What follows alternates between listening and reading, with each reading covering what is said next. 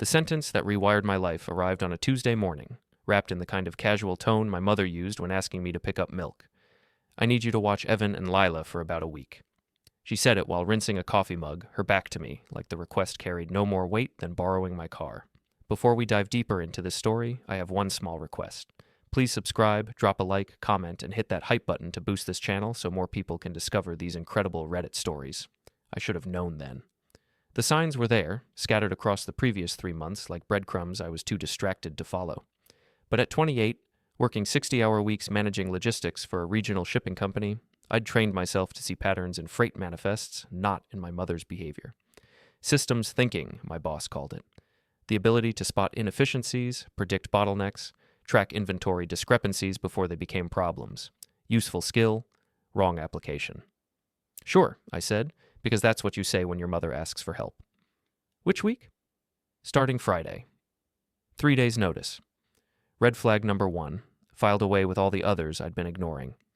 Brenda Reed had worked as a dental assistant for 16 years, pulling double shifts when necessary, never missing school conferences despite her schedule.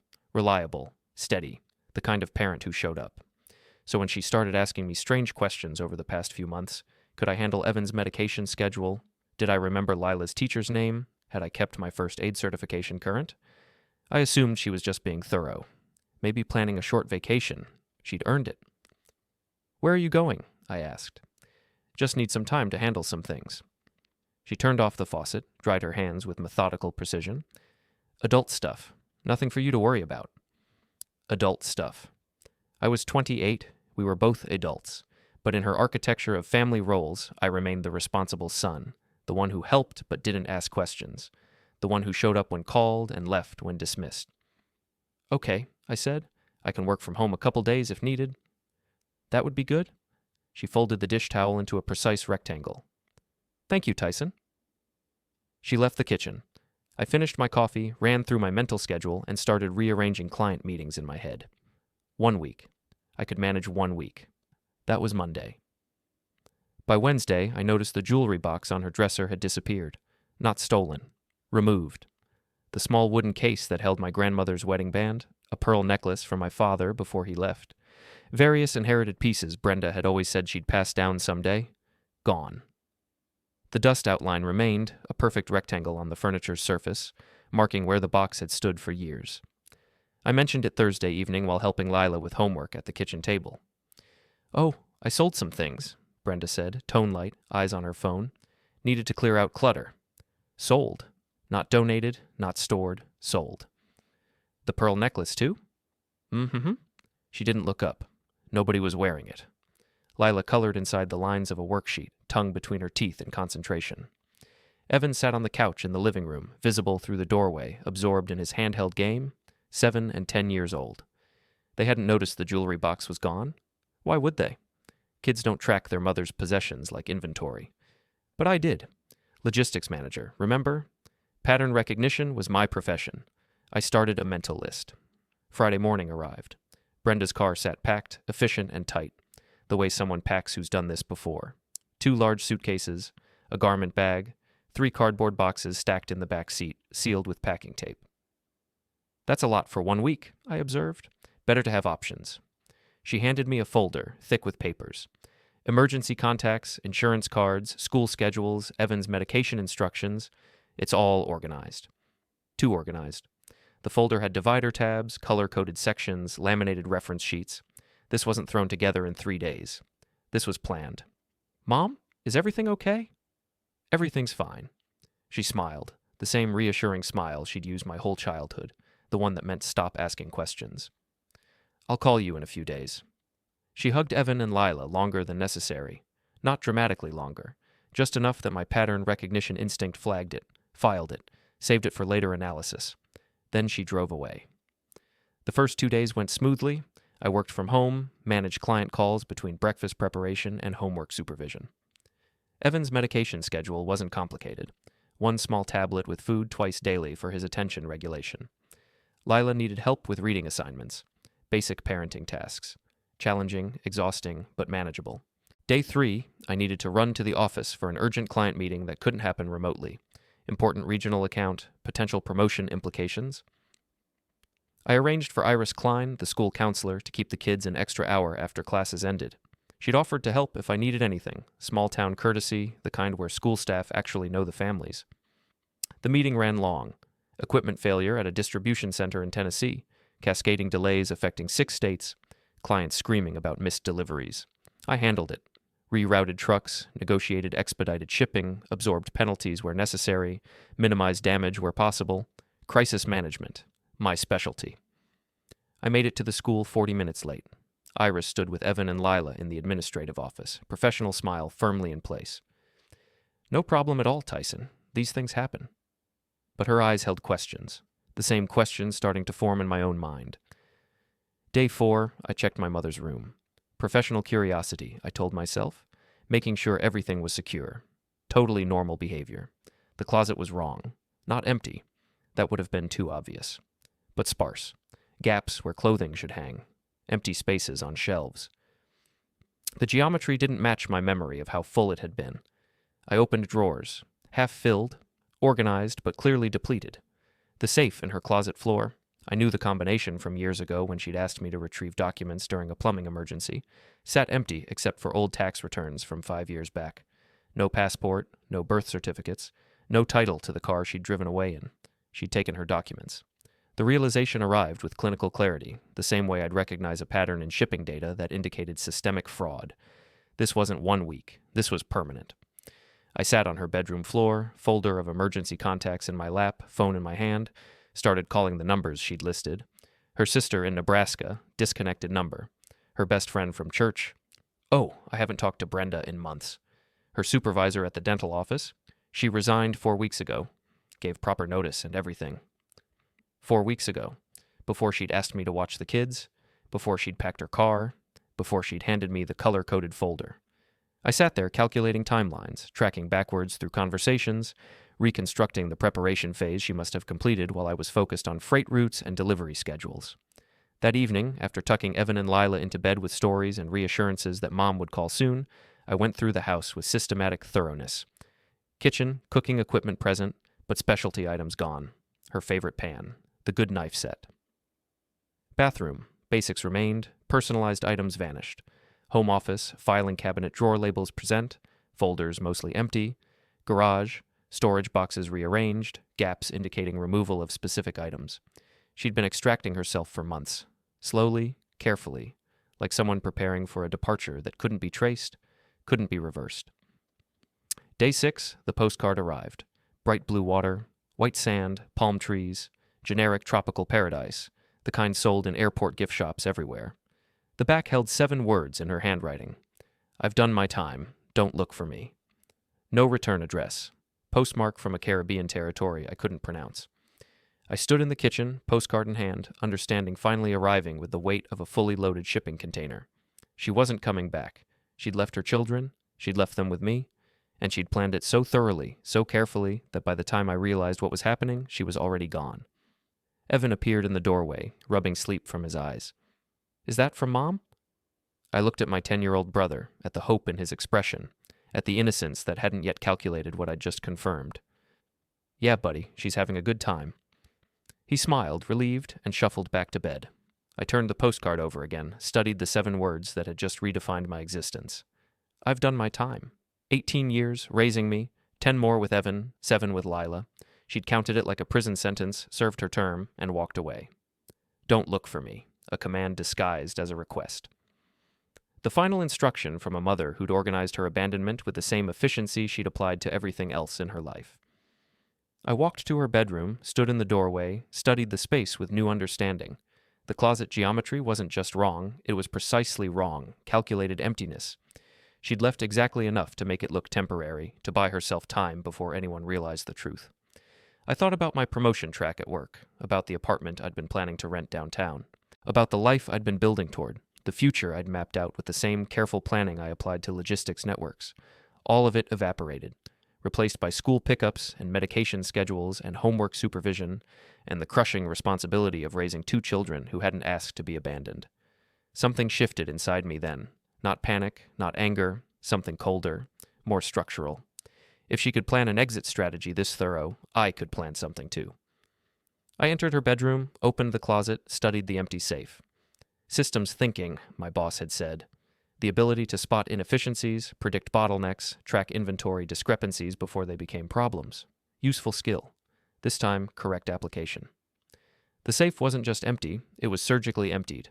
When I pulled everything out, the ancient tax returns, the warranty booklets for appliances we no longer owned, the instruction manual for a camera from 2008, I found a receipt tucked behind the back panel.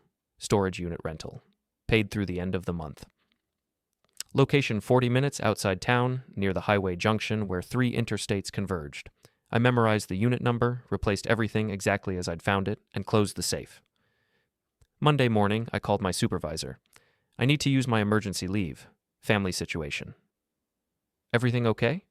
Mark's voice carried genuine concern. We'd worked together 5 years. He knew I didn't ask for time off lightly. Working through some logistics? The irony of that word choice wasn't lost on me. I'll keep my phone on for urgent issues. Take what you need, Tyson. Family comes first. Family. The word felt foreign now, like vocabulary from a language I'd thought I understood, but had been speaking incorrectly my entire life. I dropped Evan and Lila at school, watching them disappear into the building with their backpacks and lunchboxes, small figures absorbed into the routine that wouldn't care whether their mother ever returned. Then I drove to the storage facility. The unit was climate-controlled, mid-sized, the kind people rent when they're downsizing or moving across country. The lock was commercial-grade, requiring a code I didn't have. But the facility office was open, staffed by a woman in her 50s who looked up from her computer with practiced customer service neutrality. Can I help you? My mother rented a unit here, Brenda Reed. I need to check on something for her. Do you have authorization? I'm her son. She's traveling and asked me to verify the contents. The lie came easily, smoothly, the way all necessary lies do when you've spent years managing client expectations and negotiating with difficult vendors. She consulted her screen. I'll need to see ID and have her call to confirm. She's in the Caribbean, limited phone access, but I can provide identification showing we share an address. I handed over my driver's license, the one still listing my mother's house because I'd been planning to move downtown before my life imploded. The woman studied the license, then her screen, weighing policy against convenience. Unit 247. That's the one. She sighed, made a note in her system, and printed a temporary access code on a small slip of paper. This expires in 2 hours. If she has concerns, tell her to contact management. She wouldn't have concerns. She'd already have concerns about many things by the time this mattered, and a storage unit would rank low on that list.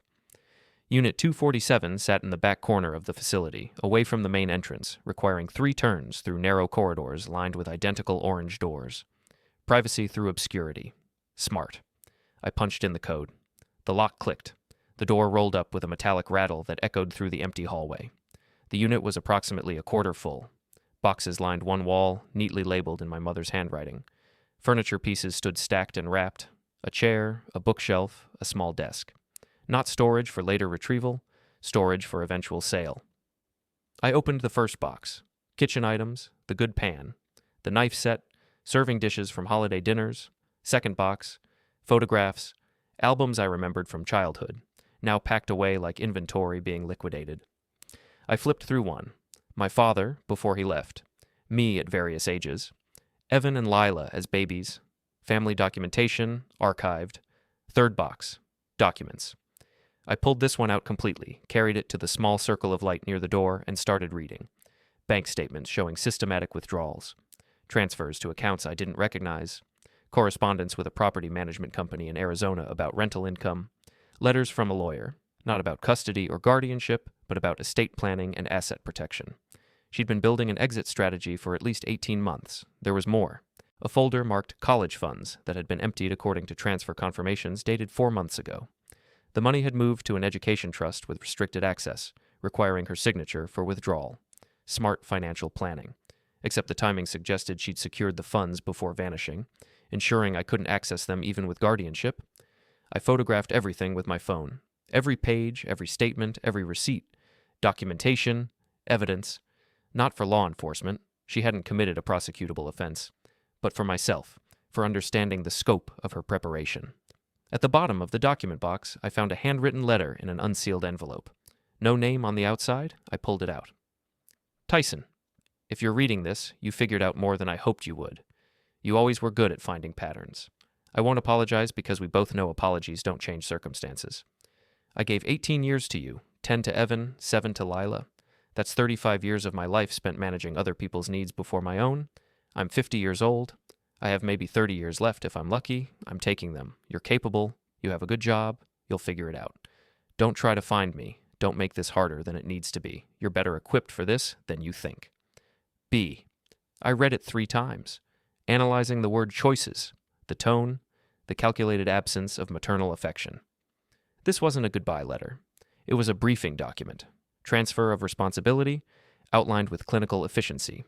You're better equipped for this than you think. Translation. You're stuck with this whether you're equipped or not. I replaced everything exactly as I'd found it, took one final photograph of the unit's layout for reference, and locked the door behind me. The school counselor's office smelled like vanilla air freshener and old carpet. Iris Klein sat behind her desk, expression shifting from welcoming to concerned as I explained the situation. So Brenda hasn't returned from her trip? She spoke carefully, the way people do when they're trying not to judge while absolutely judging. She's not returning at all. She's abandoned her children. I kept my voice level, factual. I need to understand what my options are. Iris folded her hands on her desk. How long has she been gone? 8 days, but she planned this for months. Liquidated assets, closed accounts, arranged her exit thoroughly. And you have the children now. I've had them since she left. I'm their brother, but I'm also the only family member willing to take responsibility. Willing or able? Iris asked quietly. Both. Neither. Does it matter? They're here. She's not. I need to know what legal steps I need to take to keep them in school, manage their medical care, and prevent social services from placing them in foster care. She pulled out a folder, flipped through forms. You'll need emergency guardianship. That requires filing with family court, demonstrating abandonment, proving you're capable of providing care. What constitutes proof of abandonment? Typically, 30 days of absence without contact or support. She sent a postcard telling me not to look for her. Does that count as contact? Iris looked up sharply. She sent that in writing? Yes. Keep it. Photograph it. That's evidence of intent. She wrote something on a notepad. You'll also need financial documentation showing she's not providing support, proof of residence, employment verification, and character references. I already had most of that. The storage unit had provided the rest. How long does emergency guardianship take? Depends on the court schedule. 2 to 4 weeks if you file correctly.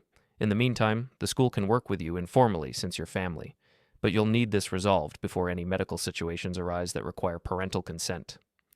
Medical situations, Evan's medication, Lila's upcoming dental appointment that was probably scheduled with the office where my mother no longer worked. What happens if she comes back after I have guardianship? Iris met my eyes with unexpected directness. Then you have a legal framework that protects the children's stability. Guardianship isn't easily overturned once granted. If she abandoned them, then changed her mind, she'd have to prove she's now fit and stable. Courts don't like disrupting children's lives once they're settled. The wheels were turning. I could see them turning. She'd given me more information than required, emphasized certain words. Legal framework, protects, not easily overturned. Are you saying I should move quickly on this? I'm saying that children need stability. If you're providing that stability, it should be formalized legally, for their protection. She slid a business card across the desk. This is a family law attorney who works with guardianship cases. Marion Holt. Tell her I referred you. I took the card. Thank you. Tyson? She waited until I looked up. What you're doing is significant. Stepping into this role. I hope you understand that. I understood perfectly. I was becoming a parent to my siblings because my mother had decided to stop being one. Understanding wasn't the issue. Processing it was. That afternoon, while Evan and Lila watched television, I filed a missing persons report. Not because I wanted her found, because the report created an official record. Brenda Reed, last seen 8 days ago, destination unknown. Minimal contact since departure. The officer taking the report looked skeptical.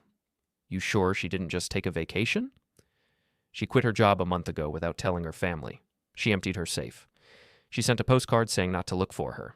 This isn't a vacation. He typed notes into his computer. Any signs of distress? Mental health concerns? No, this was planned. Methodically planned. So, voluntary disappearance? With dependent children left behind, that got his attention. How old? 7 and 10. He typed more notes. Who has them now? I do. I'm their adult brother. I'm filing for emergency guardianship. Smart. He printed something, handed me a case number. This establishes timeline. If you need it for court, you have documentation that you reported her absence and took appropriate action. Appropriate action. Every step I took was creating a paper trail, building a framework, constructing the legal architecture that would allow me to erase my mother's claim to her children the way she'd erased her obligation to them. Marion Holt's office was downtown, third floor of a renovated building that probably used to house insurance companies. Her receptionist fit the standard template: efficient, professional, mildly suspicious of walk-ins. But when I mentioned Iris Klein's referral, she made a phone call, and 5 minutes later I was sitting across from an attorney who looked like she'd heard every family tragedy imaginable and had stopped being surprised by any of them. Tell me the situation, Marion said. I told her. Chronologically, factually, without emotional embellishment, the request, the departure, the postcard, the storage unit, the missing funds. I showed her photographs of the documents, the letter, the postcard itself. She reviewed everything with the same systematic attention I would give a complex logistics problem. She planned this thoroughly. Extremely. That works in your favor. Demonstrates intent to abandon rather than temporary crisis. Marion made notes. The postcard is particularly useful. Written directive not to pursue her. That's consciousness of wrongdoing. Can we file for guardianship immediately? We can file for emergency temporary guardianship within 48 hours. Full guardianship hearing will take 3 to 4 weeks.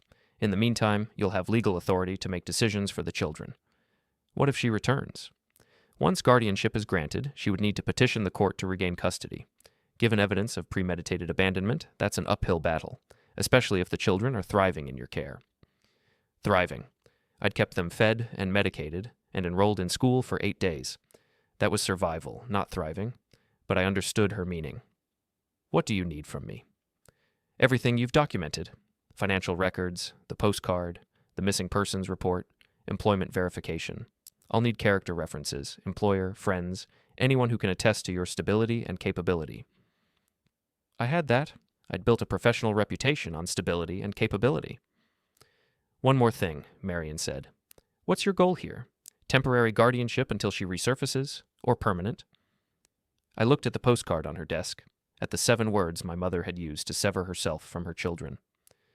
Permanent, I said. She made her choice. I'm making mine. Marion nodded once, no judgment in her expression. Then let's build you an airtight case. I left her office with a folder full of forms and a court date 3 weeks away. The sun was setting, casting long shadows across the parking lot. I sat in my car for a moment, processing the day's progression. My mother had spent 18 months planning her escape. I'd spent 8 days planning to make it permanent.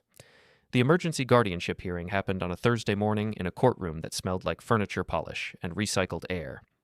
Judge Patricia Vance presided, a woman in her early 60s who'd apparently seen enough abandonment cases to have developed a permanent expression of resigned disappointment in humanity. Marion sat beside me at the plaintiff's table, folder open, documents arranged in perfect order. The defendant's table remained empty. Brenda had been served notice through publication, legal requirement when someone disappears, but Marion and I both knew she wouldn't appear. Mr. Hugh, read, Judge Vance said, reading through the petition. You're seeking emergency temporary guardianship of your 2 minor siblings due to maternal abandonment? Yes, Your Honor. And the mother has been absent for how long? 23 days.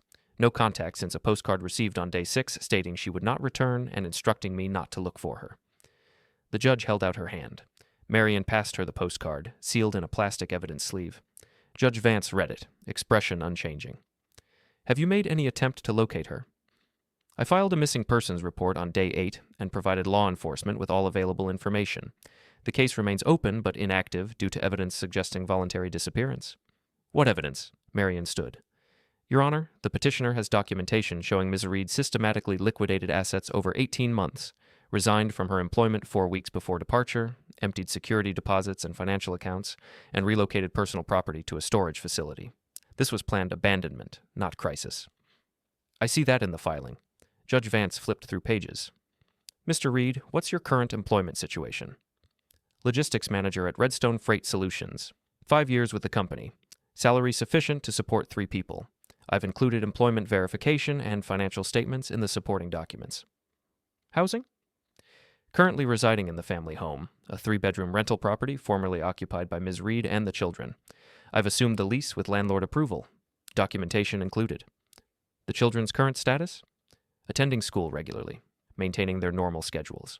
Evan's medical needs are being managed. He requires medication twice daily for attention regulation, which I've been administering according to prescription guidelines.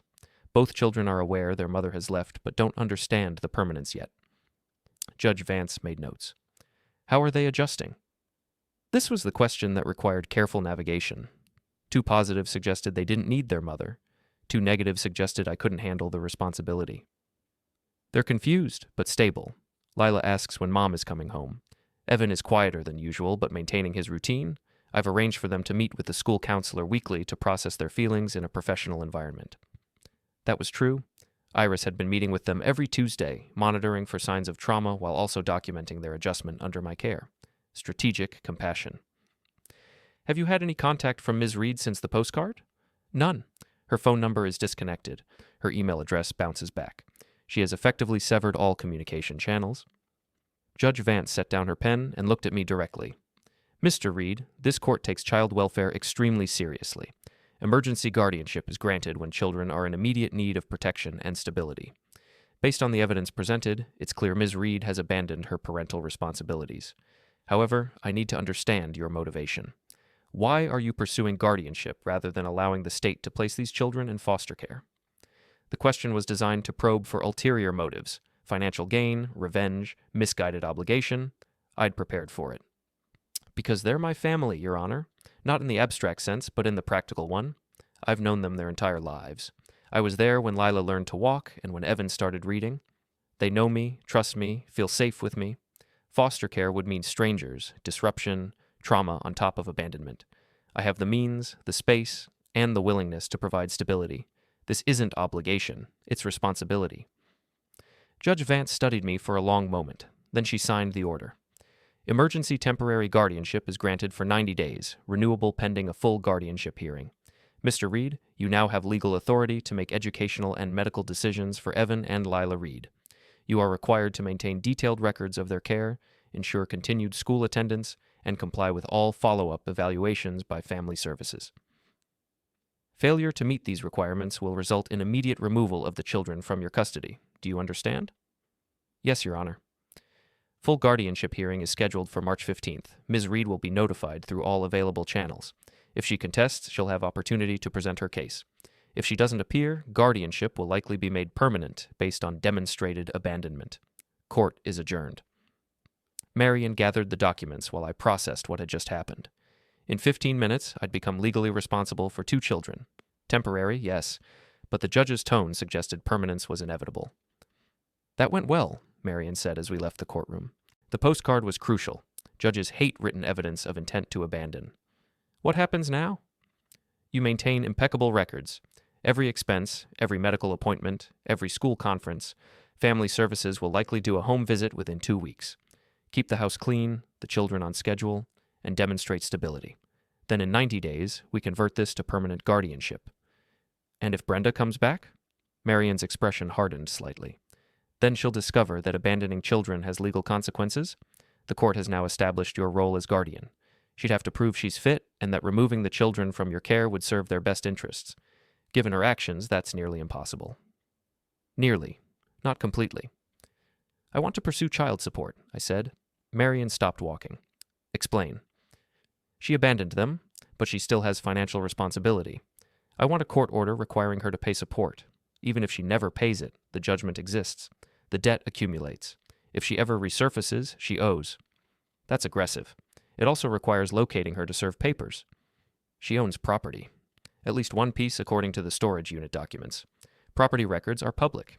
If she owns something, she has to maintain it, pay taxes, receive correspondence. That's a service address. Marion smiled, the expression of someone recognizing a kindred, strategic thinker. I'll pull property records. If we find anything, we can pursue judgment in absentia. The court's already documented abandonment. Support order is logical next step. How long? 2 weeks for research. Another 2 for filing. Hearing in a month if we're lucky. You'll have a judgment by spring. Numbers, timelines, actionable steps. This I could manage. That afternoon, I hired Caleb Morrow. Private investigator, former law enforcement, specializing in asset recovery and skip tracing. His office was above a bail bonds operation, which seemed appropriate given the nature of his work. "Your mother skipped?" Caleb asked after I explained the situation. "Permanently." "But you want her found?" "I want her assets found. Property, accounts, anything she couldn't liquidate or hide. The guardianship is temporary. I need permanent leverage." Caleb leaned back in his chair, which creaked ominously. "Leverage meaning?" "Meaning if she ever comes back, I want legal claims on everything she owns. Child support judgments, liens, wage garnishment orders. I want her exit to have been so expensive that return isn't financially viable." "You want to make sure she stays gone?" "I want to make sure if she comes back, she has nothing to come back to."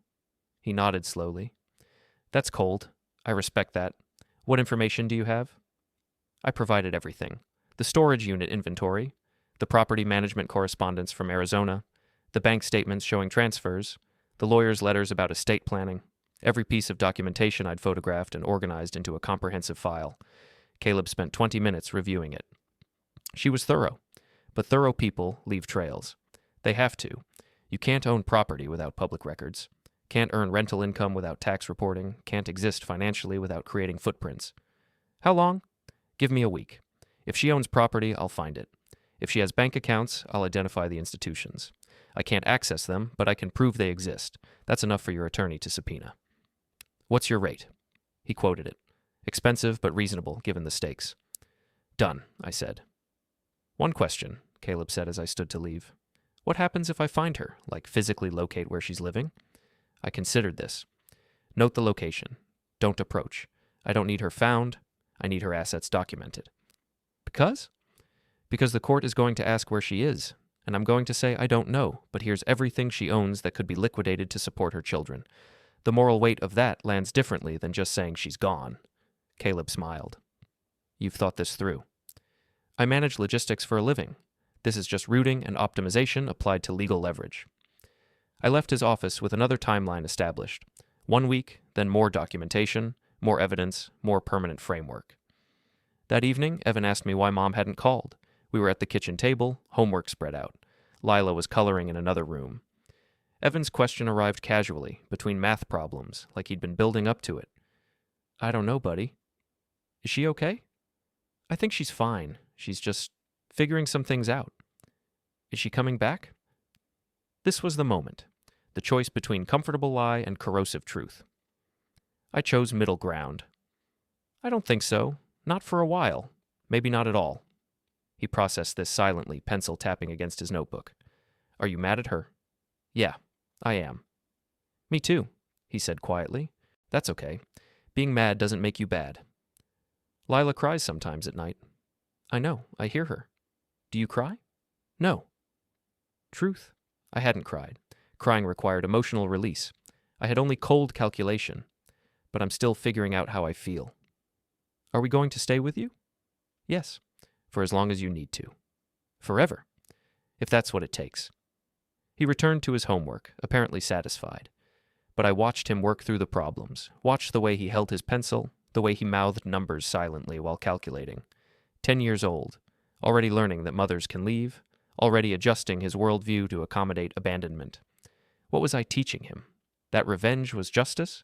That cold strategy was appropriate response to emotional wounds? Or was I teaching him that when someone leaves, you don't wait for them to come back? You build a life without them. You make their absence permanent before they can make your suffering ongoing. Friday afternoon, Marion called. Property records came back.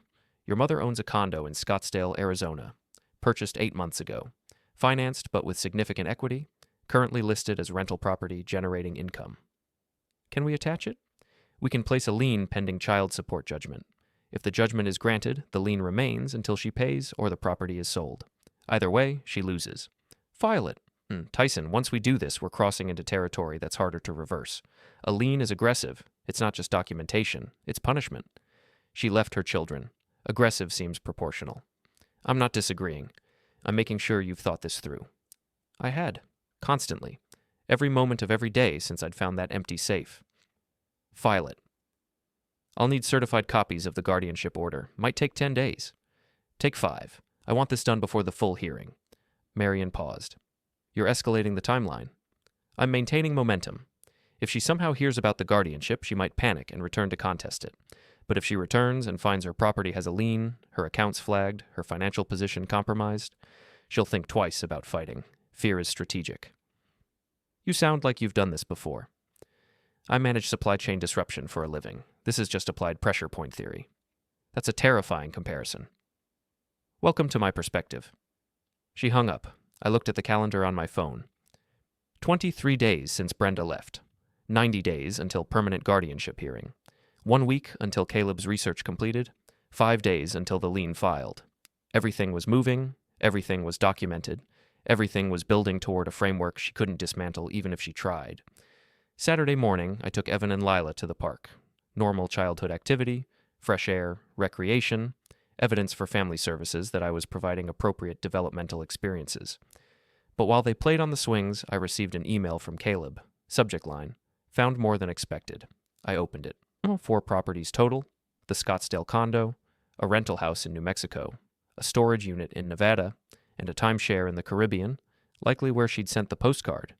Bank accounts at 3 institutions, an LLC registered in Delaware for rental income management, comprehensive financial footprint. She hadn't just left. She'd built an entire second life. I forwarded everything to Marion with a single sentence. Maximum legal pressure on all assets. Then I pushed Lila on the swing and pretended everything was normal. The email from my supervisor arrived on a Tuesday afternoon while I was reviewing logistics reports between Evan's soccer practice and Lila's tutoring session. Subject, quick conversation when you have a moment. Mark's office smelled like coffee and printer toner. He gestured to a chair, closed the door behind me, never a good sign, and sat with the careful posture of someone about to deliver unwelcome news. How are things going with your family situation? He asked. Manageable. The kids are adjusting. I have guardianship now. Good. That's good. He shifted papers on his desk, not looking at them. Tyson, I need to address something. There's been talk. What kind of talk? About your stability, your ability to handle your workload given your new circumstances. Some concerns raised about judgment and reliability. I kept my expression neutral. By whom? That's not important. What's important is addressing the perception. You've been solid for 5 years. I'm not questioning your work, but I need to know you can maintain your performance standards while managing this personal situation. Has my performance declined? No. But you've been using emergency leave, working from home more frequently. The regional account meeting last month. You left early. For a mandatory court appearance, which I notified you about in advance, which didn't impact any deliverables. I know, and that's fine. But optics matter in this company. People notice patterns. People, plural, anonymous, convenient. Who raised these concerns, Mark? He hesitated. Nate Holloway mentioned some observations. The name landed like a freight container dropped from insufficient height. Nate, former friend, co-worker in logistics coordination, the same Nate whose signature appeared on paperwork in my mother's storage unit, helping her liquidate assets months before she disappeared. Nate has opinions about my personal life? He expressed concern, as a colleague, said you've seemed distracted, stressed. He's worried the situation might be affecting your judgment. Did he mention he helped my mother prepare to abandon her children? Mark's expression shifted. What? Nate Holloway assisted my mother with asset liquidation. I have documentation showing his involvement in helping her arrange her departure. His sudden concern about my judgment is interesting timing. Tyson, I don't know anything about that. Because he didn't mention it. He's positioning me as unstable to cover his own involvement. He's worried I'll expose what he did. Mark leaned back, processing. Do you have proof of this?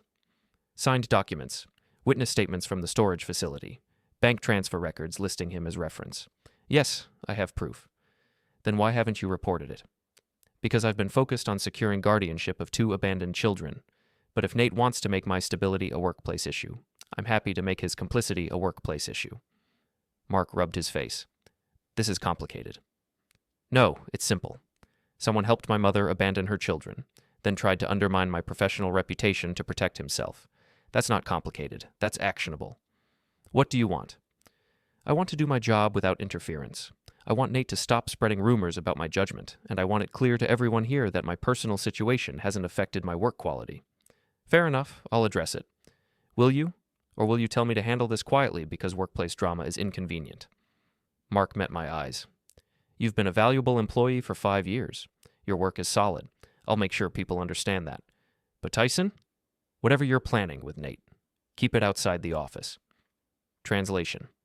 Do what you need to do, but don't create liability for the company. I stood.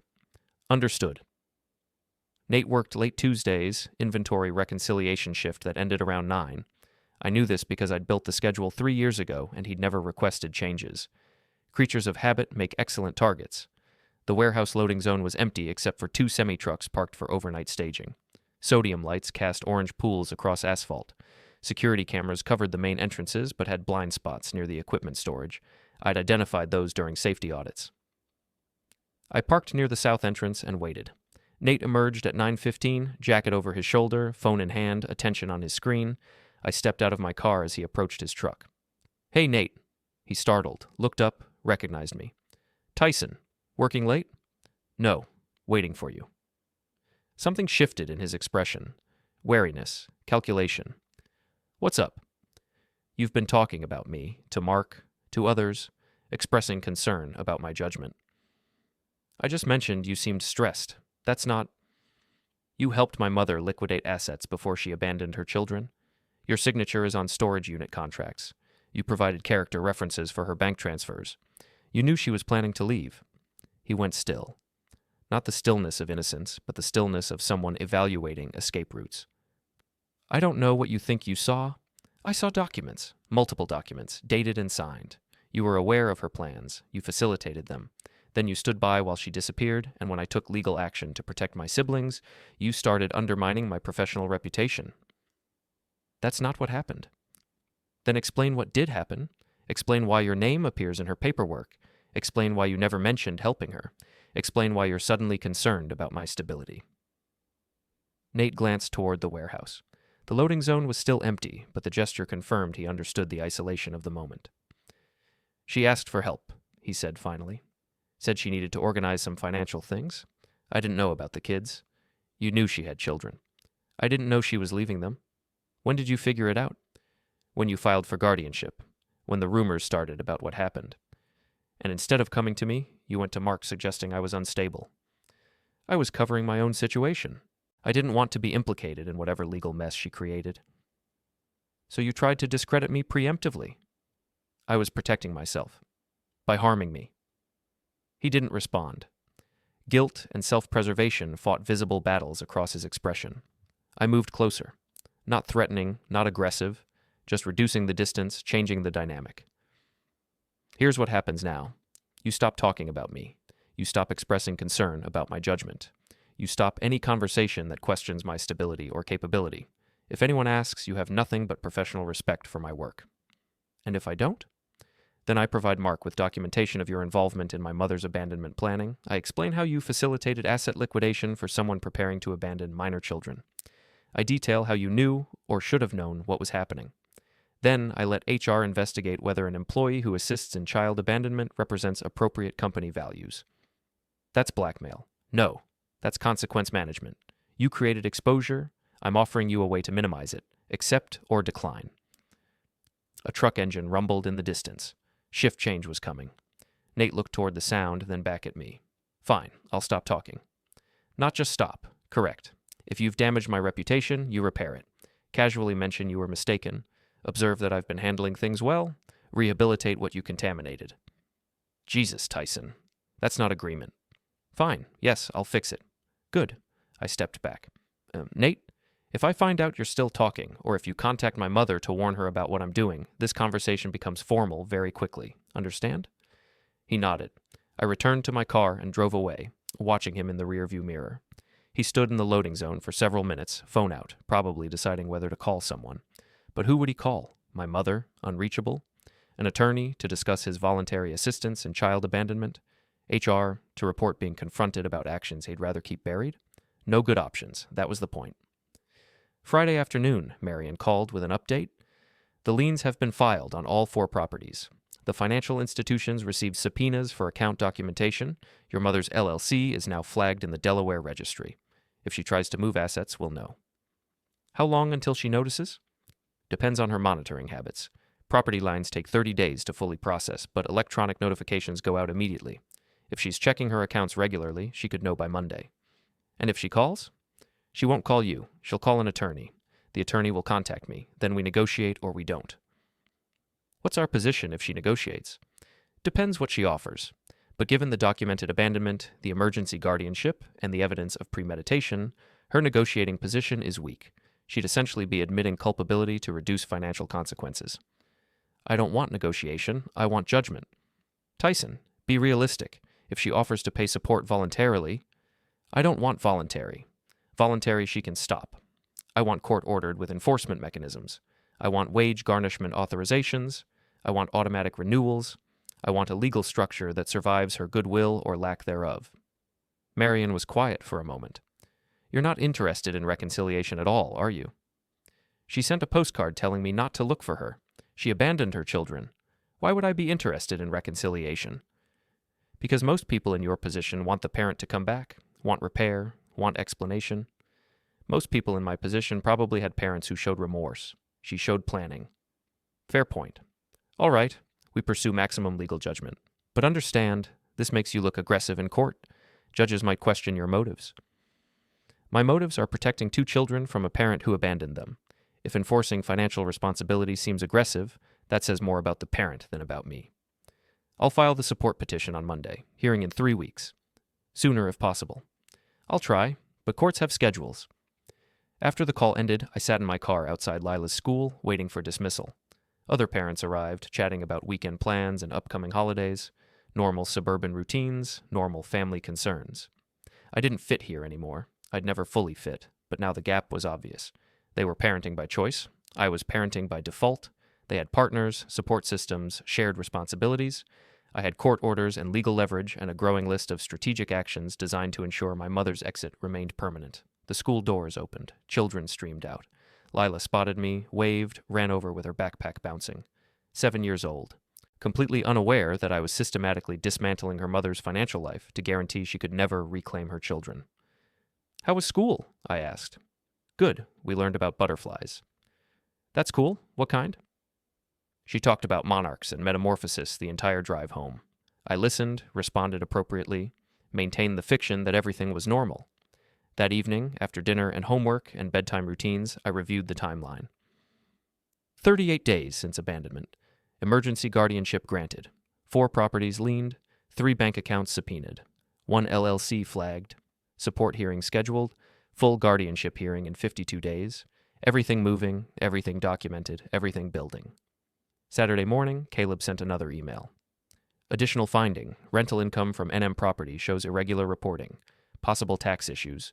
Forwarding details to your attorney. Tax issues. Another pressure point. Another complication she'd have to address. Another reason return would be expensive. I forwarded it to Marion with a note. Can we use this? She responded within an hour. Possibly. If she's underreporting income, that's IRS territory. Could file anonymous tip. Creates separate legal problem for her. Do it. That's vindictive. That's comprehensive. Monday afternoon, while working from home between school pickups, I received a call from an unknown number. Arizona area code. I almost didn't answer, but curiosity won. Tyson Reed. Tyson. Her voice. After 38 days, calm, measured, exactly as I remembered. We need to talk. I set down my pen, closed my laptop, stood and walked to the window, looking out at the street where I'd watched her drive away more than a month ago. Do we? I got some concerning paperwork, legal notices, property liens, subpoenas. Did you? You're going after my assets. I'm ensuring you fulfill your financial obligations to the children you abandoned. I didn't abandon them. I left them with you. You're capable. That's not parenting. That's delegation, and it doesn't relieve you of responsibility.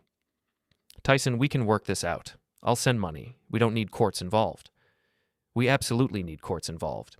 You don't get to decide how much you send or when you stop. That's not how this works. You're being vindictive. I'm being thorough. You planned your exit for 18 months. I'm planning the consequences with similar attention to detail. Silence, then. What do you want?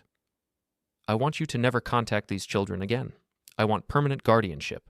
I want court-ordered support with enforcement mechanisms. I want liens on everything you own. I want you to understand that leaving had a price, and you're going to pay it. That's cruel. You left your children. I'm filing paperwork. Which of us is cruel? I gave you everything you needed to take care of them. You gave me responsibility without authority. I had to get the authority myself. Through courts, while managing 2 traumatized children, while maintaining my job, while dealing with people like Nate who helped you plan this. Another pause. What does Nate have to do with this? He helped you, then tried to undermine my reputation at work. I handled it. Handled it how? Doesn't matter. He's not your concern anymore. Nothing here is your concern. You made that clear with your postcard. Tyson, don't. Don't try to negotiate. Don't try to explain. Show up to the support hearing if you want to contest. Show up to the guardianship hearing if you want to fight. Otherwise, let the courts decide. That's what they're for. This isn't what I wanted. Then you should have planned better. I ended the call. My hands weren't shaking. My pulse wasn't elevated. I felt nothing except cold satisfaction that she'd discovered the framework I was building, that she understood exit had consequences, that she knew return would be expensive, if not impossible. I returned to my laptop and finished the logistics report I'd been working on.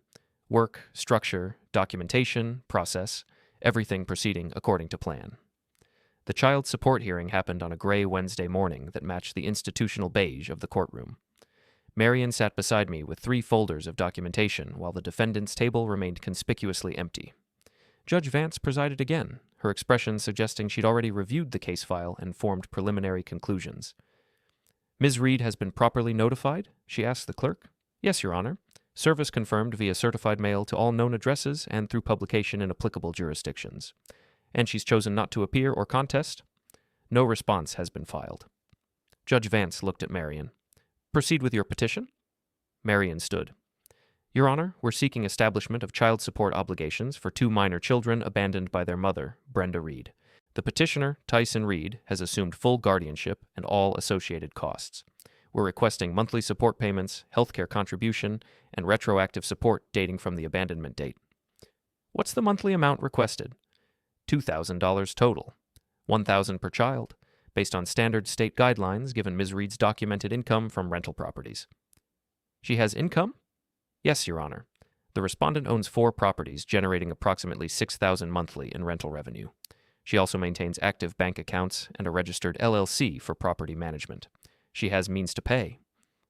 Judge Vance reviewed documents. And she's made no voluntary payments during this period? None. No contact whatsoever, except 1 phone call to Mr. Reed attempting to negotiate private arrangements outside court supervision. When was this call? 11 days ago. Mr. Reed declined private negotiation and directed her to formal legal channels. The judge made notes. Mr. Reed, why did you refuse private arrangements? I'd prepared for this question. Because voluntary payments can stop at any time, Your Honor. My mother planned her abandonment for 18 months. She liquidated assets, resigned from employment, and severed all contact channels before leaving. That level of premeditation suggests any voluntary agreement would last only until it became inconvenient for her. Court enforcement protects the children's interests regardless of her future willingness. You don't trust her? The evidence suggests trust would be misplaced. Judge Vance studied me with the same evaluating expression from the guardianship hearing. You're very systematic about this. I manage logistics professionally. Systems thinking is how I approach problems. Children aren't logistics. No, but ensuring their care requires the same attention to detail, contingency planning, and risk mitigation. Something flickered in her expression. Approval or concern, I couldn't determine which. Ms. Reed's failure to appear or respond suggests either inability or unwillingness to contest these proceedings. Given documented abandonment and confirmed income sources, child support is granted. $2,000 monthly, effective from abandonment date. Healthcare expenses split 70-30 with respondent carrying the larger share. Retroactive support of $8,000 due immediately. Additionally, wage garnishment authorizations are granted if Ms. Reed fails to make payments voluntarily. Liens remain in place until obligations are satisfied. Outside the courthouse, Marion handed me certified copies of the order. That was unusually favorable. The judge's comments about your systematic approach. That could cut against you at the guardianship hearing. Some judges see that level of organization as controlling rather than protective. How do I prevent that perception? Show more emotion. Demonstrate attachment to the children beyond duty and responsibility. I'm not going to manufacture feelings for court performance. Then you risk the judge questioning your motives. 3 days before the permanent guardianship hearing, Marion called. Your mother filed a response. Motion to reduce support payments and request for visitation pending custody evaluation. What's our counter? Emphasize stability. Show how the children have adjusted. But Tyson, you can't appear vengeful. Thread that needle carefully. The permanent guardianship hearing began at 9 on a Monday morning. Judge Vance presided, but this time both tables were occupied. Across the aisle, Brenda sat with her attorney, a sharp-looking woman named Patricia Drummond. I hadn't seen my mother in 93 days. She looked the same. Professional clothing, careful posture, neutral expression. Our eyes met briefly. She looked away first. Judge Vance reviewed documents. We're here to determine permanent guardianship of minors Evan and Lila Reed. Ms. Drummond, your client's position? Patricia stood. Your Honor, Ms. Reed acknowledges she made serious errors in judgment. She's now seeking to rectify that mistake. She's requesting supervised visitation to rebuild relationships with her children and reduction of support payments that currently exceed her actual liquid income due to property liens placed by the petitioner, Marion countered. The liens protect court-ordered support obligations. Ms. Reed owns substantial assets that generate income. Judge Vance raised a hand. Ms. Reed, explain your departure and absence. Brenda stood. Your Honor, I spent 35 years as a single mother. By last year, I was exhausted. I made plans to take time for myself. I thought Tyson was capable of temporary care. I didn't intend permanent absence. Yet you sent a postcard saying not to look for you, Judge Vance said. I needed space. I worded it poorly. You resigned from employment, liquidated assets, emptied your safe. That's extensive preparation for temporary space. I was planning for extended travel, several months, possibly longer, but not permanent abandonment. When did you decide to return? When I received the guardianship paperwork. When I realized Tyson had filed for permanent custody. So you returned when facing legal consequences, not when considering your children's well-being. Judge Vance turned to me. Mr. Reed, your perspective? I stood, remembering Marion's coaching. Your Honor, exhaustion doesn't justify abandonment. My mother executed an exit strategy that took 18 months to plan. When she left, she gave me 3 days' notice for 1 week of childcare. The postcard arrived 6 days later. That's not temporary space. That's permanent departure. Why pursue liens on her property? Why child support? Because they deserve financial support from both parents. My mother has income-generating assets. Those assets should contribute to the children she chose to leave. None of that is punitive. It's appropriate accountability. What about visitation? After 93 days of voluntary absence. Your Honor, my concern is that she's requesting visitation because legal consequences have made abandonment more expensive than she anticipated. That's not reconciliation, that's damage control. Judge Vance called Iris Klein to testify. After being sworn in, Iris assessed the situation professionally. The children have adjusted remarkably well under Mr. Reed's care. They feel safe and stable. Would visitation be harmful? That depends. Supervised visitation in a controlled environment? Potentially beneficial. Unsupervised visitation with someone who has unstable housing? Potentially harmful. The risk is re-abandonment. What's your assessment of Mr. Reed as guardian? Practically excellent. Emotionally, he's more reserved. He tends to approach parenting as problem-solving rather than relationship building. However, this hasn't negatively impacted the children. Judge Vance reviewed her notes for several minutes. Finally, she spoke. Ms. Reed, you planned an extended departure for 18 months. You left your children with minimal notice. These aren't temporary crisis actions. They're calculated exit strategies. Whether you intended permanence or not, your behavior demonstrated abandonment. She looked at me. Mr. Reed, you've taken aggressive legal actions. Those actions are justified, but I note your limited willingness to consider any reconciliation. Then she delivered her ruling. Permanent guardianship is granted to Tyson Reed. Regarding visitation, Ms. Reed may petition for supervised visitation once she establishes stable housing in this jurisdiction for minimum 90 consecutive days, documented employment, and completion of family counseling. Until those conditions are met, no visitation is authorized. Regarding child support, the existing order stands. $2,000 monthly. The liens remain in place. Court is adjourned. The gavel struck. Brenda approached me. Tyson, can we talk? We just did, in front of a judge. That's all the talking necessary. I know you're angry. I'm not angry. I'm done. You made choices. I documented them. The court agreed. They're still my children. No, they're children you left. The judge just explained it to you. I want to meet the conditions. Then establish housing, find employment, and complete counseling. But understand, even if you meet every condition, you'll be a visitor in their lives, not a parent. I'm their parent now. You're the person who used to be. I turned and walked away. Outside the courthouse, Marion stopped me. That was harsher than necessary. Was it untrue? No, but you could have been more diplomatic. Diplomacy is for people who want ongoing relationships. I want closure. You have it. You won completely. I drove to the house and sat in the driveway. 93 days since Brenda left. 3 months of systematic legal action. Everything achieved, everything secured, everything final. I walked to the front door, keys in hand. Inside, Evan and Lila's school photos hung on the wall, their backpacks by the door, their shoes in the entryway, their lives continuing under my care. I locked the door behind me. The sound of the mechanism engaging echoed through the empty house, solid, final, permanent. Outside, somewhere in the city, Brenda was probably discussing appeals that wouldn't matter and conditions she wouldn't meet. Outside, the legal system was processing paperwork. Outside, life continued without her involvement in ours. Inside, I had 2 children to pick up from school in 3 hours, homework to supervise, dinner to prepare, routines to maintain. Inside, everything was exactly as it needed to be.